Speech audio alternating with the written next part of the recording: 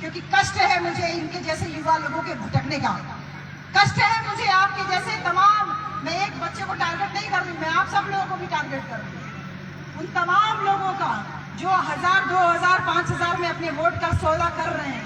कष्ट है मुझे कि उस वोट की कीमत का एहसास साहब ने कराया कि तुम अपने वोट से राजा बन सकते हो। हमने अपने वोट से अपने आप को चर्चा बना लिया, इसके अलावा कुछ और नहीं किया। बहन जी, इतना चारों तरफ एकदम हाहाकार जैसी स्थिति है, समझ में नहीं आ रहा है। दिन भर आप सुबह उठते हो, घर में अगर टूथपेस्ट खत्म हो जाए तो दुकान पर जाते हो ना, 10 रुपए का क्लोजअप खरीद लाए, ब्रश ना रहे जाके आप दुकान से 20 रुपए का ब्रश खरीद के ले आते हो, साबुन खत्म हो गया जाके दुकान पे ले आते हो, नमक चीनी तेल खत्म हो गया जाके सामने वाले पड़ोस की दुकान से ले आते हो। क्या आप कभी भी दुकानदार से उसकी जाति दलाल चमचे तभी तो भैया किस जाति के हो, किस धर्म के हो, पूछते हो कभी? नहीं ना। 10 रुपया दिया, 20 रुपया दिया, नमक चीनी तेल जो भी आपको जितने का लेना है वो आप लेके चले आते हो। फिर उसके बाद आपका बच्चा, मान लीजिए या आप नौकरी करते हो, बच्चा स्कूल जाता हो, नहाया धोया तैयार हुआ, चाहे उसका रिक्शा आता हो, गाड़ी आता हो, वो उसमें बैठा चला गया। हमारे लिए बस आता है, टेम्पो आता है, रिक्शा बैठे चले गए। क्या रिक्शे वाले से कभी हम उसका जाति और धर्म पूछते हैं? टेम्पो वाले से उसका जाति धर्म पूछते हैं? बस वाले से जाति धर्म पूछते हैं? नहीं। शाम को बहन जी ऑफिस से लौटते समय दूध ले लिए, दूध वाले से उसका जाति धर्म पूछे, ब्रेड खरीदे, घर में कोई सामान कम है तो अगर वो खरीदने गए, सब्जी वाले से उसका जाति धर्म पूछा? नहीं।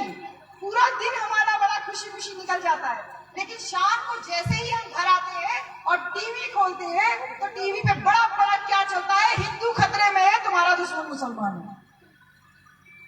पूरे टाइम टीवी पे खाली एक तरफ, खाली एक न्यूज दिखती है, तुम्हारा दुश्मन मुसलमान है। अब ये समझ में नहीं आया कि सुबह से शाम तक हम सुरक्षित घर में आ गए दिन भर नौकरी करके, और अचानक से शाम को ऐसा क्या हो गया कि टीवी खोलते ही कि तुम्हारा दुश्मन मुसलमान। वो सिर्फ यही चीज किया जा रहा है कि जैसे एक बच्चा था बहन जी, वो नाक बहुत पोंछता था ऐसे करके, उसका शर्ट गंदा हो जाता था, उसकी माँ बहुत परेशान थी, तो वो सोचे रही है कि अपने बच्चे से ये आदत कैसे छुड़वाओ। वो ऐसे ऐसे ऐसे पोंछता था, तो बहुत परेशान हो गई माँ। तो उसने अपनी दोस्त से, अपनी सहेली से पूछा, उसकी सहेली ने उसको कुछ बताया और अगले दिन बच्चे की नाक पोंछने की आदत छूट गई। दूसरी पड़ोसन ने देखा, कल तक तो तुम्हारा बेटा बार बार नाक पोंछता था, आज तुमने ऐसा क्या किया कि तुम्हारा बच्चा जो है नाक पोंछना छोड़ दिया? बोले मैंने और कुछ नहीं किया, उसकी चड्डी जो थी ना, उसकी इलास्टिक थोड़ी ढीली कर दी, ये पैंट की इलास्टिक ढीली कर दी तो नाक पोंछना छूट गया। कहेगी जैसे पैंट पकड़ा बैठा था, अब जैसे नाक पोंछता था पैंट नीचे जा रही, तो पैंट नीचे जाएगी पैंट पकड़ेगा ना, तो कभी इस हाथ से पैंट थामे, कभी इस हाथ से पैंट थामे, तो नाक पोंछना छूट गया ना। नाक पोंछना छूट गया ना बहन जी, नाक पोंछना छूट गया। काहे कि पूरा टाइम दिमाग उस पर लगाए कि पैंट ना नीचे सरक जाए। यही काम आपके और हमारे साथ में हो रहा है। मेन मुद्दों पे दिमाग ना जाए, इसके लिए आपकी इलास्टिक ढीली कर दी गई है और कुछ नहीं।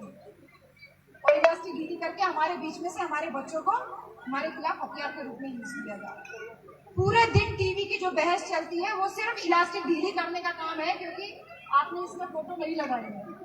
नहीं तो माता सावित्रीबाई फुले के साथ में अगली बार कभी प्रिंट करवाना तो फातिमा शेख का फोटो जरूर प्रिंट कराना। वही एक ऐसी औरत थी जो इनके साथ में स्कूल खोलने में उन्होंने मदद की थी। मैंने इनका फोटो दिखाया ना, ज्योतिबा फुले का, माता सावित्रीबाई फुले का। इन दोनों को जो पहला स्कूल खोलने की जमीन दी थी, जगह दी थी, वो किसने दी थी? हमारे एक मुसलमान भाई उस्मान शेख है, उन्होंने दी। और फिर भी ये कहते हैं तुम्हारा दुश्मन मुसलमान है। जो औरत माता सावित्रीबाई फुले के साथ में औरतों की शिक्षा के लिए आगे बाहर निकली थी, वो और कोई नहीं, उस्मान शेख की बहन हमारी अम्मी फातिमा शेख थी, वो भी एक मुसलमान थी। लेकिन हमें तो ये तथ्य पता ही नहीं है। बाबा साहब की आज जयंती मना रहे हैं, बाबा साहब के संविधान की जय जयकार करते हैं ना बहन जी। बाबा साहब के संविधान को लिखने का अगर मौका किसी ने दिया तो वो मुसलमानों की वजह से मिला, क्योंकि मनुवादी लोगों ने ये कहा, डॉक्टर अंबेडकर तुम्हारे लिए संविधान सभा की खिड़की दरवाजे तो क्या रोशनदान तक बंद है, हम तुमको संविधान नहीं लिखने देंगे। ये तो बंगाल के जयसूर, खुलना और फरीदपुर सीट से, जहां मुसलमान संख्या सबसे ज्यादा थी, वहां से मुसलमानों ने अपने वोट से बाबा साहब को चुन करके संसद में भेजा, जो बाबा साहब को मौका मिला भारत का संविधान लिखने का। लेकिन वो भी ये कहते हैं कि तुम्हारा दुश्मन मुसलमान। बाबा साहब के साथ में एक मौलाना हजरत रूहानी थे। इस समय रमजान का समय चल रहा है ना, रमजान का समय चल रहा है। मौलाना हजरत मोहानी ने रमजान का जो इफ्तार शाम को खोलते हैं ना, अपना ये रोजा खोलते हैं, शाम को रोजा जब खोलते हैं तो उस इफ्तार की दावत में अपने बगल में बैठा करके बाबा साहब को अपनी प्लेट में खाना खिलाया, और फिर भी ये कहते हैं कि तुम्हारा दुश्मन मुसलमान। वो सिर्फ इसीलिए क्योंकि हम इतिहास के तथ्यों पर कभी जाए ना, रात दिन टीवी पे दिखाते हैं कि मुस्लिम औरतों को नकाब नहीं लगाना चाहिए, हिजाब नहीं लगाना चाहिए, और हम और आप बेवकूफ बन के जो देखते हैं ना, तो इस बात को जान लीजिए बहन जी, आप तो सर पर ओढ़ के बैठी हो ना, किसी को इस बात की इजाजत है। हम भी अपने ससुराल में जाते थे तो पहले हम सर पे ओढ़ते थे, फिर मेरे पापा ने खुद मुझे मना किया, ससुर जी बोले तुम इतना दुनिया में काम करने जाती हो और तुम ऐसे लगा के चलोगे तो कैसे काम चलेगा। पापा ने खुद उसको मुझे मना किया, हम खुद भी चाहते थे, पापा ने भी मना किया, हमने छोड़ दिया पल्ला कर। अब हमारे ससुर जी के लिए मैं बिल्कुल उनकी बेटी जैसी हूँ, उनकी बेटे से बढ़ के ही उनके लिए। आपकी मर्जी के बिना आपसे कोई पल्ला हटवा सकता है बहन जी? हाँ, सास ससुर का दबाव हो ठीक है, लेकिन इसके बावजूद अगर बहू चाहती है तो अपने मन की कर ही लेती है ना, कोई दबाव नहीं हमारे ऊपर। लेकिन टीवी में दिखाया जाता है कि मुसलमान औरतें नकाब लगाएंगी तो दुनिया में तूफान आ जाएगा। औरत बिकनी पहन के पोल डांस करे, इन्हें कोई दिक्कत नहीं होती है। औरत बियर बार में डांसिंग करे, इन्हें कोई दिक्कत नहीं। औरत को देवदासी बना करके नचाए, इन्हें कोई दिक्कत नहीं। लेकिन अगर औरत अपना शरीर ढकने चले, अपना चेहरा ढकने लगे, मुसलमान औरत, तो उसमें इतना बड़ा ये बहस दिखाने लगते हैं, सिर्फ इसीलिए आपका दिमाग जो है डाइवर्ट रहे। आपके दिमाग में मुसलमानों के खिलाफ नफरत पैदा करने के लिए जिन लोगों ने फिल्में तक बना दी और उन फिल्मों को टैक्स फ्री तक कर दिया गया कि ये फिल्म देखो, और फिल्म देख देख करके मुसलमानों के खिलाफ तुम्हारे मन में नफरत पैदा हो, और जितना नफरत पैदा होगी उतना ही ज्यादा इनका वोट जो है वो बढ़ेगा, क्योंकि तुमने अपने वोट की कीमत तो समझी ही नहीं। बाकी सारे लोगों को तो 500,000 रुपया और एक पौवा दारू में वो खरीद लेंगे, इन्हें तो पता ही है, बहुत आसानी से खरीदते। और बहन जी, आप इन लोगों के लिए व्रत रखते हो ना, करवा चौथ रखती हो, यहाँ पे रखते हो, रखते हैं ना, करवा चौथ रखा जाता है। मेरी भाभी भी बहुत करवा चौथ रखती थी बहन जी, थोड़ी थोड़ी बात इधर उधर दोनों तरफ कर रही हूँ। भाभी मेरी बहुत करवा चौथ रखती थी, बहुत समझाया उनको, मानी नहीं। 25 बरस हो गए उनके ब्याह को, 2 साल पहले कह रही है दीदी चलिए, आप कह रही है तो अब से मैं नहीं रखूंगी। करवा चौथ वाले दिन सुबह उठ के भाभी फटाफट रोटी सब्जी खाने लगी। बेटा उनका 18 साल का हो गया, बोला जाके पापा को शिकायत कर दिया, बोला डैडी डैडी मम्मी आज व्रत नहीं रखी है, मम्मी आज खाना खा रही है। भैया मेरे एकदम गुस्साए आए, क्योंकि हर साल तो भाभी पैर छूती थी ना करवा चौथ वाले दिन, आज तो पैर छुएगी नहीं, टेंशन हो गई। भैया बहुत तेज गुस्साए, अपना मोटरसाइकिल उठाए चले गए बाहर। शाम को गुस्सा थोड़ा कम हुआ, ऐसा संजोग था बहन जी, भाभी सुबह का खाई थी, थोड़ा भूख लग गई, जैसे रोटी तोड़ के खा रही है तब तक भैया घर के अंदर आ रहा, देख रहा है मेरी बीवी आज सुबह से खा रही है, सुबह भी खा रही थी और अभी तक खा रही है। जब गुस्सा कम हुआ था, गुस्सा फिर से चढ़ गया, गए अपना जाके दरवाजा बंद करके भैया सो गए। भाभी भी कुछ नहीं बोली, अभी आदमी गुस्से में, लड़ाई झगड़ा चालू हो जाए, जूता चप्पल चालू हो जाए, गाली गलौज चालू हो जाए। सुबह हुई, भाभी गई भैया को जगाने, दरवाजा खटखटाई, बोली भैया ने दरवाजा खोला, अपना सोए हुए, बोली अरे जरा उठ जाइए, खाना पीना खा लीजिए। भैया को सोने दे, भाभी कह रहे खा लीजिए, रात को भी कुछ नहीं खाए थे। भैया ने फिर झिड़क दिया, सोने दे। भाभी कह रही रात को भी कुछ नहीं खाए हो, सुबह भी कुछ नहीं खाए थे, कुछ खा हो लो फिर आराम से सो। भैया कहते अभी एक झपड़ मारूंगा दिमाग ठीक हो जाएगा, दिखाई नहीं देता सो रहा हूँ मैं, सोने दे मुझे। तो भाभी उठ के खड़ी हो गई, बोली आराम से सो, मैं तो खाली चेक कर रही थी, कल व्रत नहीं रखी थी, जिंदा हो मर तो नहीं गए हो। भैया लगे हंसने, बहुत तेज थे, सारा गुस्सा गुस्सी जो था वो खत्म हो गया, और कहते जा मेरी रानी पानी लिया, खाना लिया। भाभी करेंगी आराम से सो, 2-3 दिन सो, 4 दिन सो, कोई टेंशन नहीं, जिंदा हो ना, आप जिंदा ही रहोगे। तो बेचारे हाथ पैर जोड़े, भाभी को बहुत पानी वानी ला के दी, भाभी फिर खाना वाना खाए। मेरा मतलब कहने का सिर्फ यही है बहन जी कि उस दिन भैया और भाभी दोनों के मन से ये डर और वहम दूर हो गया कि हमारे व्रत रखने से उम्र लंबी होने वाली नहीं। आप व्रत रखती हो मेरा आदमी सलामत रहे, आप व्रत रखती हो मेरा बेटा सलामत रहे, ये दारू पी के सुसाइड करने पे लगा हुआ है। ये तुम बूढ़ी हो जा रही हो, हाँ तुम बूढ़ी हो जा रही हो, इनके लिए व्रत रख के ये दारू पी सुसाइड करने पे लगे हुए हैं बहन जी। गलत तो ना कह रही बहन जी, हाँ आप अपने लड़के के लिए व्रत कर रहे हो, ये सिगरेट पी के सुसाइड करने पे लगा हुआ है, हाँ ये तम्बाकू खा के सुसाइड करने पे लगा हुआ है। इनसे अच्छे तो हम है बहन जी, ये हमारे लिए एक भी दिन व्रत ना रखते।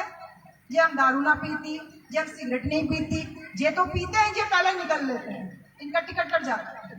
इनसे भले हम ये हमारे लिए एक भी दिन व्रत नहीं रखते और हम ना दारू पीली सिगरेट पीते, हम इनसे ज्यादा जीते हैं, आराम से अपनी उम्र पूरी करते, नाती पोता सबका ब्याह शादी करके तब कहते भगवान उठा ले।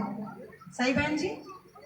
तो ये बात समझो कि दारू पीने से, अरे दारू पीने से उम्र कम होती है और व्रत रखने से उम्र लंबी नहीं होती। मेरे ब्याह को भी 12 साल हो गए भैया, जी एक दिन भी व्रत ना रखो इनके लिए मैंने जी। अब तक तो टिकट जी एकदम सामने सही सलामत है। देखिए फोटो खींचो ना, नहीं आज एकदम सामने है। मैं बात सिर्फ इसलिए कर रही हूँ, बीच बीच में आपको इधर की बात इधर डाइवर्ट इसीलिए कर रही हूँ भैया, इस कीमत समझो। एक पौवा बोतल में एक पौवा दारू, क्या तुम्हारा वोट इतना सस्ता है कि कोई एक पौवा दारू में खरीद ले जा रहा है? तुम्हारा वोट इतना सस्ता है कि तुम्हारा वोट 1000 रुपए में बिक जा रहा है? अरे तुम्हारे इस वोट के लिए माता रमाबाई फटी हुई साड़ी पहनती थी, तुम्हारे इस वोट के लिए बाबा साहब ने अपने 4 बच्चों की कुर्बानी दी है भैया, तुम्हारे इस वोट के लिए बाबा साहब कभी अपना घर परिवार नहीं संभाल पाए, तुम्हारे इस वोट के लिए साहब कांशीराम ने अपनी जिंदगी कुर्बान कर दी, जिंदगी भर शादी नहीं की। तुम्हारे इस वोट के लिए साहब कांशीराम ने इतनी बड़ी कुर्बानी दी कि अपनी नौकरी से इस्तीफा दे दिया। तुम्हारे इस वोट के लिए आज तो तुम पर्दा लगा के बैठे हो। साहब ने कहा कि जिसे मिशन मूवमेंट का काम करना है वो सामने आए, जिसको धूप लगे वो अपने घर में जाके आराम करे। हम इसलिए इतनी धूप में आपके सामने बैठे, आप तो टेंट लगाते हैं, हमको बिना टेंट लगा के गाँव में घूमते हैं उत्तर प्रदेश में। जिसे धूप लगे वो घर में जाए और जिसे मिशन का काम करना है वो बाहर निकले। और साहब ने इसीलिए कहा निकलो बाहर मकानों से, जंग लड़ो बेईमानों से। आपको इस वोट का अधिकार दिलाने के लिए बाबा साहब ने कितनी बड़ी लड़ाई लड़ी, क्योंकि जब संविधान लिखा गया आपको अधिकार दिया बाबा साहब ने, वोट का अधिकार सबको मिलना चाहिए। उसी समय से टेंशन शुरू हो गई थी तथाकथित ऊंची जातियों की, और उन्होंने कहा डॉक्टर अंबेडकर वोट का अधिकार इन लोगों को नहीं मिलना चाहिए, इतने अनपढ़ गंवार हैं, इनको क्या पता वोट की कीमत क्या होती है। वोट का अधिकार उसको मिलना चाहिए जो 10वीं पास हो। तब बाबा साहब बहुत मजबूती से लड़ाई लड़े और उठ के खड़े होके ये बोला बाबा साहब ने कि मेरा समाज अनपढ़ है, मेरे समाज को तो शिक्षा का अधिकार नहीं था, तो ये 10वीं कहां से पास करेगा, और अगर 10वीं पास नहीं कर पाया तो ये वोट नहीं दे पाएगा। और वोट नहीं दे पाने का मतलब उनको वोट से रोकने का प्रयास जब संविधान बन रहा था तभी किया गया। ये तो बाबा साहब की मजबूती थी, ये बाबा साहब का दृढ़ निश्चय था कि बाबा साहब ने संविधान में प्रावधान करवाया कि भारत में जन्मा कोई भी व्यक्ति जो कि 18 साल पूरा कर लिया हो, किसी भी जाति का हो, धर्म का हो, सबको वोट डालने का अधिकार मिला है। ऋणी हो आप लोग, आपके ऊपर कर्ज है, कर्जदार हो आप लोग बाबा साहब का, कि जिनके वजह से आपको वोट का अधिकार मिला और तुमने वोट की कीमत 1000 रुपया और एक पौवा दारू लगा दी। हाँ, एक पौवा दारू और 1000 रुपया आपने वोट की कीमत लगा दी। ये बात को बहुत ध्यान से समझना, जिसने वोट का सौदा किया, अपनी बेटी की इज्जत का सौदा किया। और इसीलिए जो मैं बात कह रही थी मैं वापस उसी पे आ रही हूँ कि मुख्य मुद्दे से दिमाग हटा रहे। आपका कभी दिमाग ईवीएम मशीन की तरफ ना जाए, आपका दिमाग कभी वोट चोरी की तरफ ना जाए, आपका दिमाग कभी महंगाई की तरफ न जाए, आपका दिमाग कभी शिक्षा की तरफ न जाए। इसलिए आपके दिमाग में मुसलमान नाम के एक जहर और एक कचरा उनके खिलाफ जो है भरा दिया, फिर आपको बंदर मजा देने लगा ना। यही काम हो रहा, जो मैं कह रही थी ना इलास्टिक ढीली कर दी गई है, वो इलास्टिक ढीली करने के लिए यहाँ पे आया, वो काम करने के लिए यही आया। कितनी शांति से बैठा हुआ और आपको उसमें ज्यादा आनंद आ रहा है। बहन जी, साहब ने कहा कि अपने वोट की कीमत समझो। आपने अपने वोट का जो सौदा किया उसका रिजल्ट बहुत जल्दी सामने आ रहा है। हम पहले खरीदते थे बहन जी 60 रुपया 70 रुपया किलो जो है अरहर का दाल, आज 200 रुपया किलो खरीदते हैं, 120 रुपया किलो खरीदते हैं। सरसों का तेल 100 तक पहुंचा, ठीक इस समय 200 रुपया किलो बिक रहा है। पेट्रोल 105 रुपया पहुंच गया। और पता है फेसबुक पे तो एक आदमी को तो मैंने देखा, उसका फोटो लगा, पुलिस ने गिरफ्तार किया। उसने लगाया था कि पेट्रोल चाहे 500 रुपया लीटर हो जाए लेकिन हम तो हमेशा अपने प्रधानमंत्री जी को सपोर्ट करेंगे। और उसी लड़के को पेट्रोल पंप पे कैमरा लगा था, वो किसी की मोटरसाइकिल से पेट्रोल चोरी कर रहा था, चोरी के आरोप में जेल चला गया। ये हालत है। मेन मुद्दे से दिमाग आपका हटा रहे। आप कभी ये बात को प्रश्न कर ही नहीं पाए कि आपने बाबा साहब की फोटो क्यों लगाई। जैसे उत्तर प्रदेश में बहुजनों का राज स्थापित हुआ, कभी टिकट लेके आना बहन जी, कभी नोएडा तक चले जाना, अगर लखनऊ तक ना आना, नोएडा तक आ जाना, देखना कैसे चारों तरफ अपने बहुजन महापुरुषों के नाम की जो बनी बनी बड़ी बड़ी इमारतें, बड़ी बड़ी मूर्तियां हैं, वो आपका इतिहास बयां कर रही है। उत्तर प्रदेश में कभी लखनऊ आइए, देखिए महात्मा ज्योतिबा फूले की बहन जी एक टेंट के बराबर ऊंची मूर्ति, पेरियार रामास्वामी नायकर की जितने महापुरुष दिख रहे हैं आपको, इन सारे महापुरुषों की मूर्ति जगह जगह चौराहों पर लगी है, बड़े बड़े स्मारक बने हुए इनके नाम। वो जब निकलिए लखनऊ की सड़कों पे तो हमको खुद बड़ा गौरव महसूस होता है कि मैं इस लखनऊ शहर की रहने वाली हूँ, जहाँ पे हमारे बहुजन महापुरुषों का इतिहास वापस जिंदा किया। ये सब हो पाया किसकी वजह से? ये सब हो पाया केवल शासन सत्ता की वजह से। और ये शासन सत्ता कैसे स्थापित हुई? क्योंकि आपने अपना इतिहास जाना। अपना इतिहास जिसने भुला दिया वो कभी इतिहास बना नहीं सकता। साहब ने एक बात कह के मैं अपनी बात खत्म करूंगी। साहब अपने कैडर में ये बातें बोला करते थे, ये बातें बताया करते थे। एक बार एक मंदिर बन रहा था और उस मंदिर में पूरा निर्माण पूरा हो गया था, 2 ईंट कम पड़ रही थी। सीढ़ियां जब बन रही थी तो उस सीढ़ियों में 2 ईंट कम पड़ गई। तो मिस्त्री जो था वो बहुत चालाक था। ये कहानी साहब कांशीराम सुनाते थे, मैं नहीं सुना रही हूँ। उस मंदिर की सीढ़ियों में बनाने में 2 ईंट कम पड़ गई। मिस्त्री बहुत चालाक था, कहा कि अब एक ट्राली ईंटा कम से कम मंगाना पड़ेगा। उसने कहा, जो लेबर था उसने कहा, जा देख बाहर कोई 1-2 ईंटें पड़ी होगी कहीं की, तो उठा ला। तो बाहर उसने देखा कि 2 बच्चे जो है वो ईंटा जोड़ के बाहर पॉटी करते हैं ना, ईंटा जोड़ के, जैसे कहीं व्यवस्था नहीं होती तो ईंटा जोड़ के बच्चे बैठ जाते हैं ना, तो उसने देखा कि बच्चे ईंटा जोड़ के उसी पे टट्टी कर रहे थे। तो चला आया, मिस्त्री ने पूछा, क्या भैया ईंटें नहीं मिली? कहीं ईंटें तो दिखी, लेकिन 2 बच्चे जोड़ के उस पर टट्टी कर रहे थे। कह रहे कोई नहीं, कुछ नहीं है, जा तू वो उठा ला उसको, धो करके ले आ। कह रहे साहब मंदिर बना रहे, मंदिर बनना है तो क्या, जा उसको धोया। वो जो था मजदूर था वो उठा और गया, वो ईंटा उठाया उसने और थोड़ा झाड़ा पोंछा और ले आया और मंदिर में बढ़िया लग गया। उसमें सीढ़ी वीढ़ी लग गई, पेंटिंग हो गई, मंदिर चालू हो गया। मंदिर चालू हो गया तो उसमें जो है, जो सबसे ऊंची वाली जो ईंट थी, एक दिन ईंटों में आपस में लड़ाई होने लगी। तो ऊपर वाली जो सारी ईंटों में, तो ईंटें आपस में लड़के कह रही हैं कि देखिए मेरा कितना बड़ा सौभाग्य है, मेरा कितना बड़ा सौभाग्य है कि मैं जो देवी का मंदिर बना, उस मंदिर के चबूतरे पे मेरी जो है मूर्ति लगी, सब लोग आके मुझे मत्था टेकते हैं। और तेरा कैसा भाग्य है, तू सीढ़ियों पे लगी है, तेरे ऊपर लोग सीढ़ी पे चढ़ करके जाते हैं। दोनों ईंटें आपस में लड़ाई कर रही हैं। उसी में एक हमारे फौजी जी और आपके जैसे एक बुजुर्ग लोग थे, यानी एक बुजुर्ग ईंट थी, बूढ़ी ईंट थी, वो लगी थी। बोले कि ज्यादा खुश मत हो, ज्यादा खुश था। वो जो ईंट वाली जो थी ना, जो जिसमें बच्चे टट्टी कर रहे थे, वो चबूतरे में ईंट लगी थी। तो वो कह रही है कि देख, कल तक तो मेरे ऊपर बच्चे टट्टी करते थे और आज देख मेरी कैसी किस्मत है कि मेरे ऊपर आके सब मत्था टेकते हैं। और तेरी किस्मत देख, तू तो ट्रक में लद के आई थी और तेरे ऊपर लोग सीढ़ी चढ़ के चलते हैं। तो उसी में एक बूढ़ी ईंट थी, वो बोली कि ज्यादा खुश मत हो, ज्यादा खुश मत हो, तू नाली में पड़ी हुई थी, तेरे ऊपर बच्चे टट्टी करते थे, तेरी औकात खराब थी। धन्य है उस मिस्त्री का, उस लेबर का जो भाड़े पहुंच करके यहाँ तक ले आया कि तू कम से कम सीढ़ियों में और कम से कम चबूतरे में चल गई। तो इसमें तेरे अंदर कोई गौरव करने वाली बात नहीं, गौरव करना है तो उस मिस्त्री का धन्यवाद करो, उसके ऊपर गर्व करो कि उसने तुम्हें इस लायक बनाया कि तुम्हारे को ला करके यहाँ कोई तुम्हारे सर के तुम्हारे ऊपर जो है मत्था टेक रहा है। ये कहानी साहब कांशीराम अपने कैडर में सुनाते थे और ये कहा, अपने समाज को संदेश दिया कि तुम और हम, हमारी हालत उसी नाली में पड़ी हुई ईंट के जैसी थी, जिसको कोई पूछने वाला नहीं था, जिसकी कोई इज्जत नहीं थी। उसको साहब कांसी, उसको बाबा साहब ने झाड़ा पोछा, शिक्षा का अधिकार दिया, शिक्षा का अधिकार दिया, नौकरी का अधिकार दिया, कपड़ा पहनने का अधिकार दिया, खाना का अधिकार दिया, मान सम्मान स्वाभिमान से जीने का अधिकार दिया।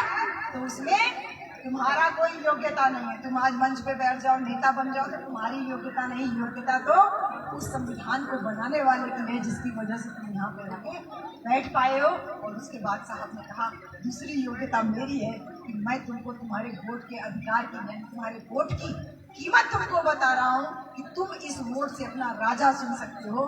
और अब मेरे बाद कोई तुमको समझाने वाला आने वाला नहीं है।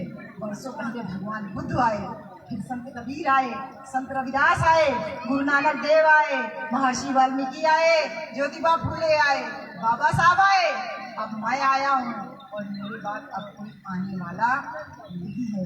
मेरे 40% वोट लेकर के हरियाणा वासियों जो यहाँ बैठे हो, जो चले गए मुझे उनकी कोई टेंशन नहीं, लेकिन आप में से बैठा एक भी व्यक्ति को मेरी बात समझ में आ गई तो मेरा यहाँ आना सफल हो जाएगा। आपके एक वोट की इतनी कीमत है कि अपने एक वोट से हमने केंद्र में सरकार गिरा दी। एक एक वोट हमारा इस लोकतंत्र के लिए बहुत जरूरी है। चारों तरफ प्राइवेटाइजेशन किया जा रहा है, सारी चीजें प्राइवेट की जा रही है, धीरे धीरे करके आपका अधिकार सारा खत्म किया जा रहा है। पहले स्कूल में शिक्षा बढ़ती थी, अब स्कूल में मिड डे मील बढ़ता है, खाना बढ़ता है, बच्चे खाने के लिए लड़ाई करते हैं, पढ़ाई के लिए लड़ाई नहीं होती है। इस चालाकी को समझो, इस चालाकी को समझो। एक तरफ शिक्षा से दूर रखने की साजिश, आपको पकवा पिला करके कमजोर करने की साजिश, आपको सत्संग में लपेट के बहन जी, आपकी जेब में जो 10 रुपया है, किसी भी महाराज की आप सत्संग करने जाते हो, 10 रुपया 20 रुपया जेब से निकाल ही आते हो। आपको कंगाल करने की साजिश, आपको अंधविश्वास में बनाए रखने की साजिश, और फिर आरक्षण खत्म करके आपको नौकरियों से दूर रखने की साजिश, और मशीन लगा करके आपके वोट के अधिकार को खत्म करने की साजिश की जा रही है आपकी आंखों के बीच। इसलिए मेरी विनती है आप लोगों से, 2024 का चुनाव नजदीक है। हरियाणा में केवल एक कार्यक्रम मैंने आज दिया है इतने समय के बाद में, अब शायद मैं पता नहीं कब आ पाऊंगी हरियाणा, लेकिन इस बात को मैं आपको बता के जा रही हूँ। हमने सर पे कफन बांध लिया, हम दोनों लोगों ने तय किया हुआ है। सर मैं कमिश्नर साहब आपको भी बता दूँ कि हम दोनों पति पत्नी ने पहले से ये तय किया था कि हम कोई भी अपने नाम पे घर, दुकान, मकान, कोई भी बैंक बैलेंस अपने नाम पे नहीं रखेंगे। और इस समाज का काम करते करते आज मेरे को 25 लाख रुपए का लोन, मेरे पास कोई घर जमीन कुछ भी नहीं है, माँ बाप के में से हमें कोई हिस्सा भी नहीं चाहिए, ना हमने कभी कोई क्लेम करना है भविष्य में। आज काम करते करते 25 लाख रुपए का मेरे ऊपर कर्ज भी हो गया, लेकिन मुझे कोई टेंशन नहीं क्योंकि मेरी नौकरी सलामत है। लेकिन अब जबकि 10 तारीख को जब से चुनाव का रिजल्ट आया है, हम सो नहीं पा रहे, हम परेशान है बहुत ज्यादा, और इस हद तक परेशान है कि हमने तय कर लिया कि बहुत जल्दी नौकरी से इस्तीफा भी दे देंगे। क्योंकि ये काम जो है ना जागृति का, हमारे बच्चे चमचे ना बनने पाए, ये काम फुल टाइम मांग रहा है, और हम नौकरी की वजह से फुल टाइम काम नहीं कर पा रहे क्योंकि मेरे पास आय का कोई दूसरा साधन नहीं। मेरे अभी मैं आज नौकरी छोड़ दूँ तो मैं शायद आज तो मैं अपना रिजर्वेशन करा के मैं यहाँ तक आ भी दूँ, अभी नौकरी मेरे पास नहीं रहेगी तो आप बुलाओ तो भैया तो मेरे पास तो इतना पैसा भी नहीं रहेगा कि मैं यहाँ तक आ जाऊँ। शायद इस वजह से हम हिम्मत नहीं कर पा रहे। सोचिए कितनी हिम्मत की थी साहब कांशीराम ने उस समय जो नौकरी से इस्तीफा दे दिया। लेकिन मैं बहुत जल्दी जो है ये मान के चल रही हूँ कि जितनी भी छुट्टियाँ मेरे पास हैं वो सारी छुट्टियों को मैं अगर पूरा इस्तेमाल कर लूँगी और उसके बाद मैं बहुत जल्दी जो है नौकरी छोड़ करके फुल टाइम काम करने के लिए आऊँगी, क्योंकि मुझे अपने समाज को वापस मजबूती से खड़ा करना है। साहब ने कहा कि जातियों में बटा हुआ समाज है। साहब जब मैं बोलती हूँ तो साहब का मतलब केवल कांशीराम साहब है। बाबा साहब ने संविधान दिया, लेकिन साहब कांशीराम ने हमको संविधान लागू करने का अधिकार दिया। जब सरकार बनती है ना उत्तर प्रदेश में, तो हरियाणा में आप भी काला नंबर करके वीडियो होना में क्या, हाँ यहाँ पे भी अधिकारी अदब से बात करता है कि नहीं बहन जी? सरकार उत्तर प्रदेश में बनती, मैं महाराष्ट्र में गई थी, वो लोग बड़े आज से पूछ रहे थे बहन जी आपकी क्या वो सरकार बनेगी ना? मैंने कहा यूपी में सरकार बनेगी, तुम्हारा क्या जा रहा है, ना बने तो नहीं बहन जी, सरकार उत्तर प्रदेश में होती है और यहाँ पे अधिकारी हमसे प्यार से बात करता है, इज्जत से बात करता है। औरतें कह रही है बहन जी सरकार तो उत्तर प्रदेश में बढ़ती है, यहाँ कोई गुंडा मवाली हम लोगों से गलत तरीके से गलत नजर से देख नहीं सकता। ये पावर होती है सत्ता में, इसका स्वाद तो अभी आपको चखना बाकी ही है। वोट को टूटने ना दीजिए, समाज को बिखरने ना दीजिए, अपने आप को चमचा मत बनाइए। बनना है तो कार्यकर्ता बनिए, पहले कार्यकर्ता तो बनो बाबू। किसी का वोट मांग रहे हो, तुम्हें अपने वोट की कीमत खुद ही नहीं पता, तो दूसरे के लिए कैसे वोट मांग सकते? और तुमको तो बाबा साहब की कलम दवाई थी, तुम्हें झाड़ू कैसे थामना? साहब ने कहा हाथी के समान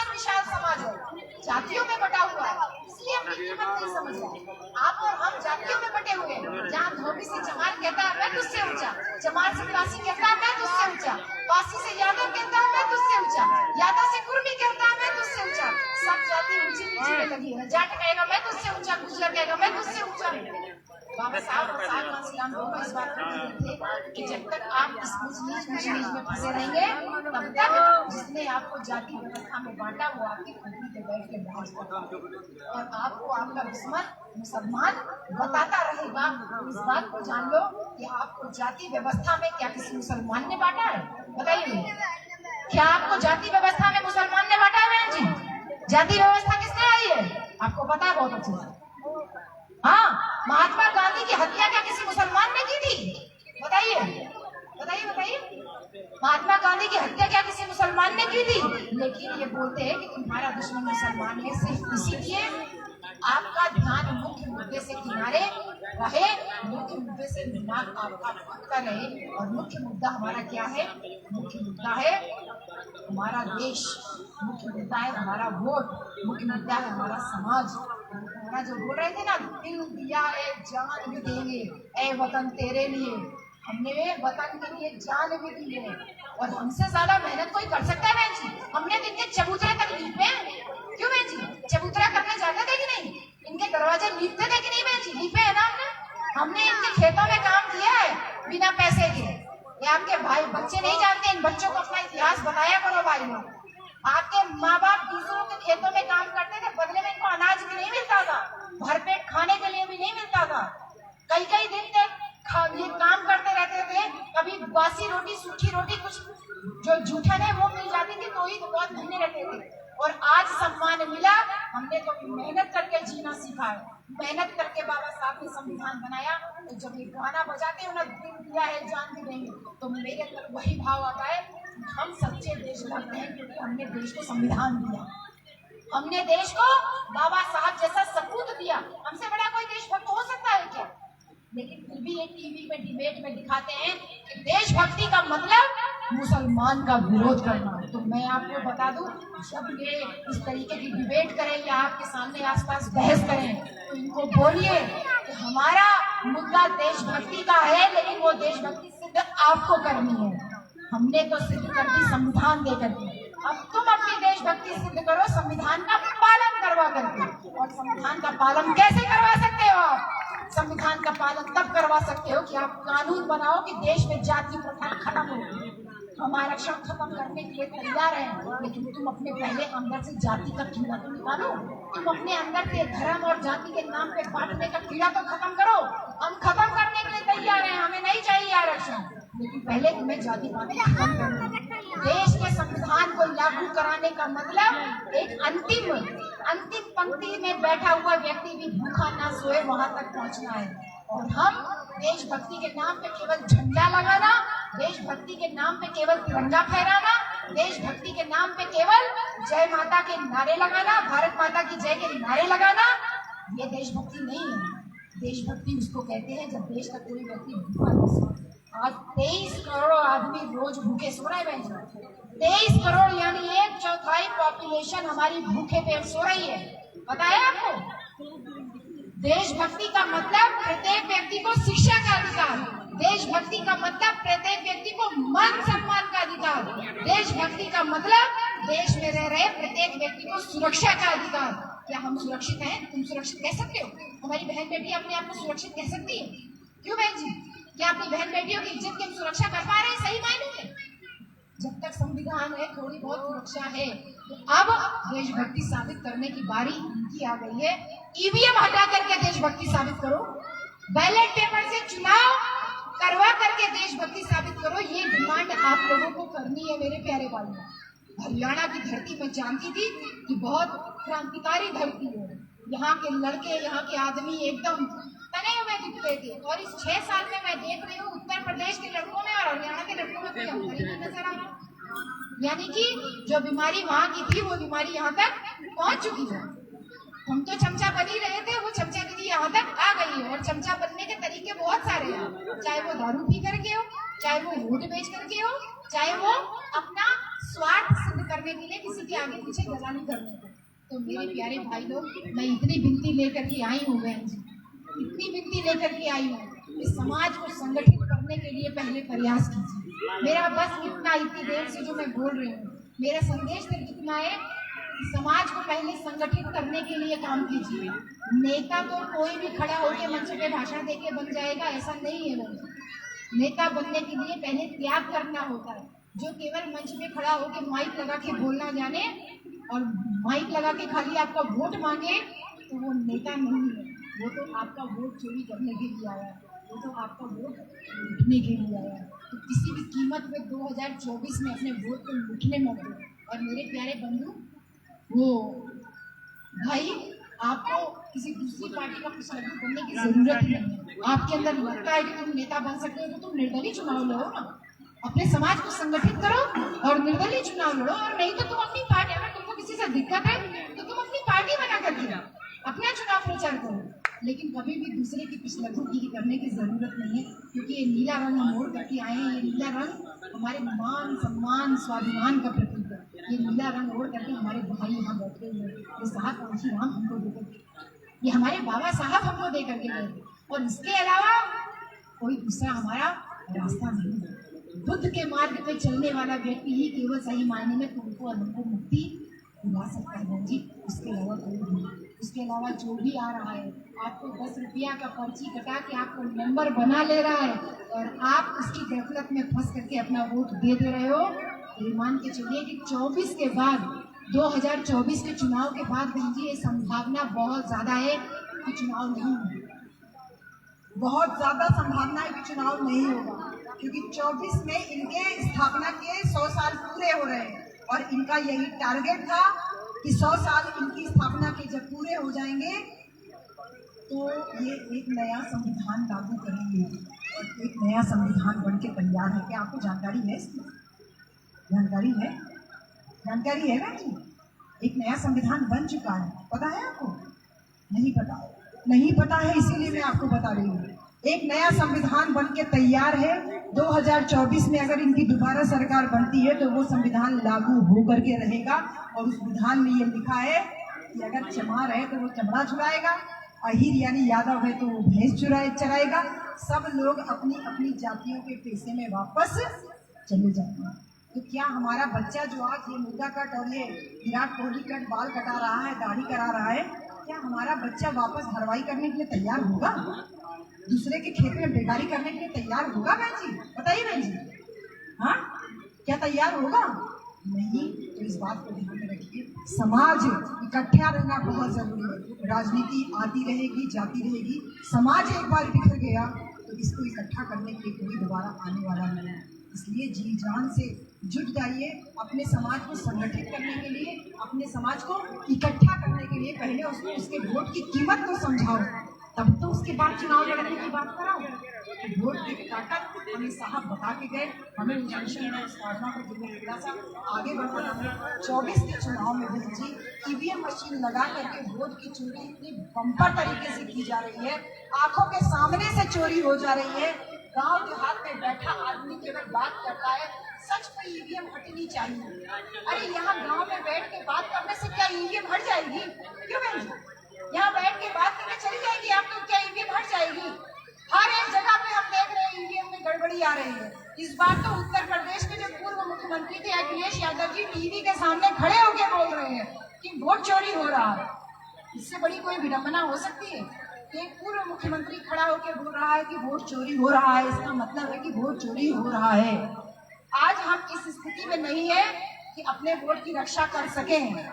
इस स्थिति में नहीं है कि हाँ वोट की रक्षा कर सकते हैं। इस स्थिति में नहीं है कि वोट को हटाने के लिए आंदोलन, वोटिंग मशीन को हटाने के लिए आंदोलन कर सकते। दारू पिया हुआ आदमी आंदोलन नहीं कर सकता, मजबूत आदमी ही आंदोलन कर सकता है। आज की स्थिति में हम वोटिंग मशीन को हटाने के लिए आंदोलन नहीं कर सकते, लेकिन 2024 में जो अंतिम बात मैं कह रही हूँ, जो आप कर सकते हो, जब आप वोट डालने जाओ, वोट पड़ता 7 बजे तक भैया, बहन जी 7 बजे तक वोट पड़ता है। आपने वोट डाला, आपको पता है कि मशीन से वोट चोरी है, वोट पड़ जाए, वोट डालने के बाद 7 बजे मशीन पैक होती है। 7 बजे मशीन पैक होती है। एक बूथ पे कम से कम 10 से 15 गाँव होता है, क्यों भैया? होता है ना 10 से 15 गाँव। एक बूथ पे 1 या 2 ही गाँव होते हैं, तब तो और अच्छी बात है। एक बूथ पे अगर 1 या 2 ही गाँव है तो आपके लिए बहुत अच्छी है। जैसे ही आपके बूथ का मशीन पैक हो और 2 गांव की अगर है तो दोनों गांव से 5-5 लौंडे एकदम मजबूत तैयार कर लीजिए, जो दारू पे बिकने वाले ना हो, जो पैसे पे बिकने वाले। साहब ने कहा मुझे ना बिकने वाला समाज पैदा करना है और 5 लड़के तैयार करो भैया दोनों गांव से, जो ना बिकने वाले हो ना दारू पीने वाले हो। जैसे मशीन पैक हो वो 5-5 लड़के यानी 10 लड़के उस मशीन के साथ में लग जाओ और उसके बाद से घर छोड़ो जब तक रोड ना खुले। वो मशीन जहाँ भी जा रही है, मशीन जहाँ पे स्ट्रॉन्ग रूम बनाया जाता है ना, मशीन रखी जाती है, आप मशीन के साथ में चले जाओ वहाँ पर और तब तक मत हटना जब तक वोट खुल ना जाए। घर द्वार भूल जाओ, वोट 20 दिन बाद खुले, 25 दिन बाद खुले, बारी बारी से अपना टर्म बना लो कि 5 दिन तुम रह लो भैया, 5 दिन हम रह लेंगे, 5 दिन सुबह तुम रह लो, शाम को हम रह लेंगे।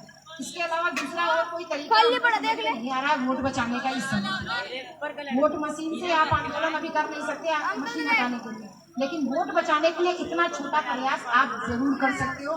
बूथ वाली मशीन आप वहाँ जाइए, स्ट्रॉन्ग रूम पे बाहर बैठ जाइए और उसके बाद जितना दिन रहे उतना दिन आप वहीं पे रहो जब तक वोट खुल न जाए।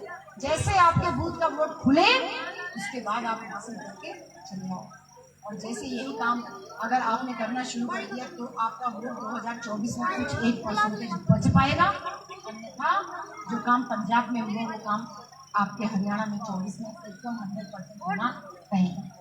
हमारे ही लोगों को हमारे ही खिलाफ लगाया गया है।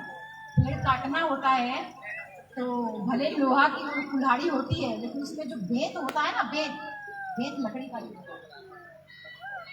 लकड़ी को काटने के लिए बेत जो है वो लकड़ी का ही इस्तेमाल होता है।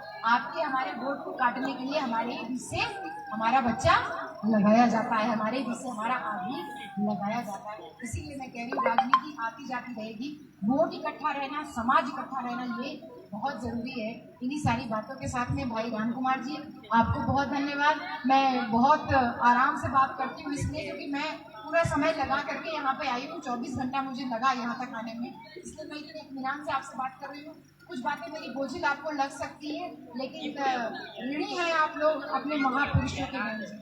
इतना त्याग किया था उन लोगों ने, आज तो इतनी व्यवस्था है और स्पेशली हरियाणा और पंजाब की औरतें आपकी तो सेवा के साहब कांशीराम कितने कायर थे। लखनऊ में बेगम हजरत महल पार्क में साहब कांशीराम ने आपका कितना बड़ा सम्मान किया था भाइयों।